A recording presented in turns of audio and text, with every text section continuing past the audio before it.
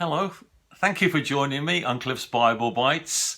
This is Series 1 and episode number 8. I've got a really exciting one for you today.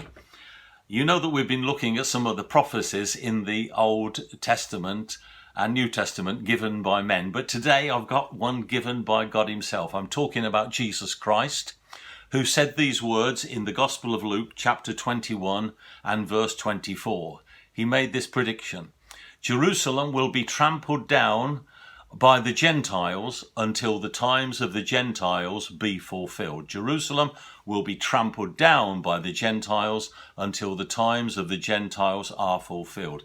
Israel was occupied non-stop with no interruption in between for 1,878 years by 8 different occupying forces, starting in AD 70 with the Romans, followed by the Byzantines, then the Arabs, the Seljuks, the Crusaders, the Mamluks. The Ottomans were there for 401 years until they were expelled by the British in 1917.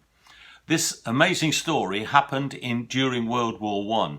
Britain already had an expeditionary force on the Sinai when the government of David Lloyd George decided that they would make an effort to liberate Israel.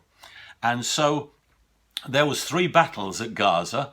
The Arab soldiers of the Ottoman Empire fought very fiercely and bravely, and it took 3 attempts before General Allenby was able, having recently been appointed, to break through to Israel. And a declaration was issued by the British government on the 2nd of November 1917, announcing that they were supporting and making every effort to create a national home for the Jewish people in Palestine. And the orders of the British Prime Minister through Lord Balfour, who had made the declaration, it's called the Balfour Declaration, his directive to Allenby was, take Jerusalem by Christmas. And it was only the 2nd of November then. The liberation of Jerusalem did take place a few weeks later on the 11th of December 1917, and this is how it happened. The Turks had said that they would defend Jerusalem to the very last man.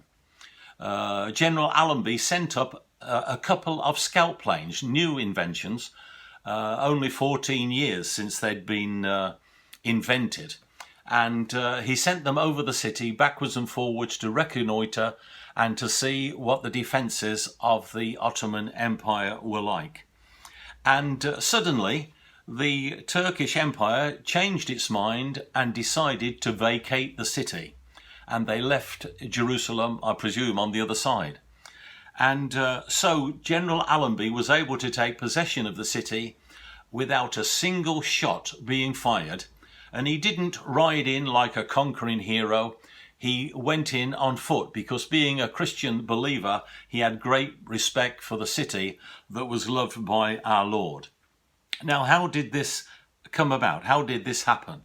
We have to go back then 2,500 years to the prophet Isaiah, and he records this verse in Isaiah chapter 31 and verse 5, where he said, as birds flying, so will the Lord of hosts defend Jerusalem. Defending also he will deliver it, and passing over he will preserve it.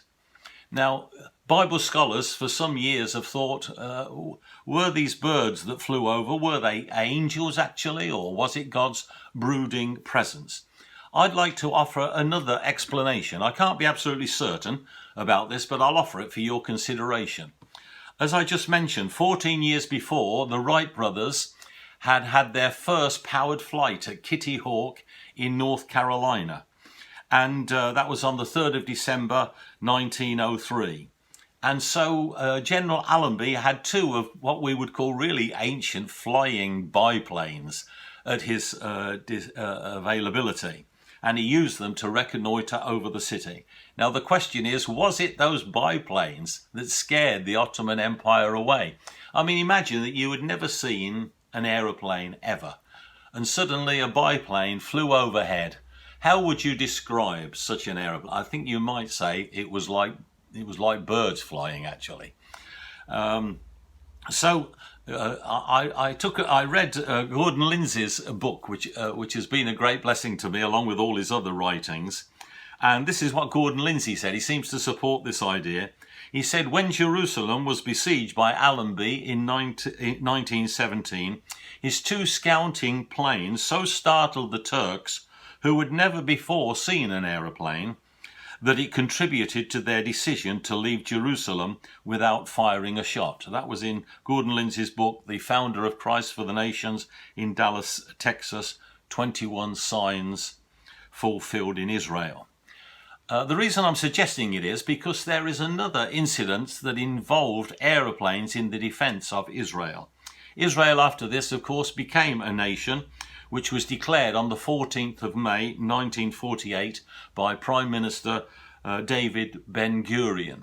The time between 1917 and 1948 was that Britain had to sort out various aspects of the rule and extent of the land with the United Nations. But this is what happened. You remember the 6 Days War on the 5th of June 1967, when Israel was the sworn enemy of Egypt, Jordan and Syria, who were trying to obliterate them from the face of the earth. Gordon Lindsay says this: as the sun edged up over the mountains of Moab on June the 5th, wave after wave of Israeli Mirage bombers went into the air. 200 Russian-built MiGs parked on Egyptian airfields soon lay in smoking ruins. Simultaneously, the same thing was happening on airfields in Jordan and Syria. No less than 25 air bases were pulverized. The major part of Arab air power was destroyed the first day. Israel now had mastery of the skies. And that's how Israel was liberated by the British in 1917. And so it's an exciting story. We may look at some more aspects of this in future episodes. Thanks for listening. Remember to subscribe, stay safe and keep well. God bless you. See you next week.